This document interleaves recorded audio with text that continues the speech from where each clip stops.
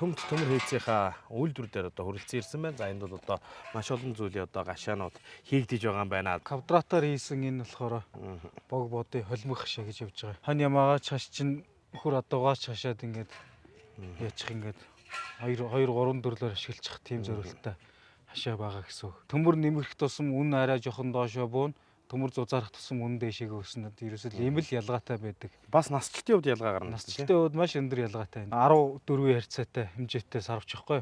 Чинь болохоор ингээд 2-2-ийн харьцаатай ингээд хийгдчихэж байгаа ингээд нэг хавтангаар гэсэн үг. Тэднийгээ ингээд бүгдийг хооронд нь угсраад энэ 14-ийн харьцаатай одоо ингээд өвлжөө сарвч маань бий болж байгаа гэсэн үг. Энийг ингээд нэг нэгээр нь салгаад яг нэг портер ачаа болгоод ачаад аваачих боломжтой гэсэн. За үний хувьд гэх юм бол манайх ерөнхийдөө нөгөө үнэн дээр оюун гатны нөхцөлийг бий болгох гэж хичээл зорж байгаа. Энэхүү сарвчийг 2-3 хүн 20-30 минутанд мөн адуу өгөхөр богводын хашааг 5-10 минутанд барьж босгох боломжтой юм.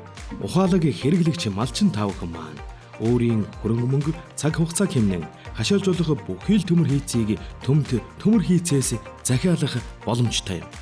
Бороо ус мусанд ингээд тугалын доотлол ингээд нуул ингээд шалбаагийн болчдөг. Энэ хашиг зүгээр хажууд нь өргөөл зөөгөл тавьчихна. Тугалыг хэлэхгүй хоньны гашаагаа ч гэсэн ингээд хоньны гашаагаа ч гэсэндээ ингээд хэлбэр ингээд зөөгөл тавьчихна. Энэ маш том давуу тал байхгүй.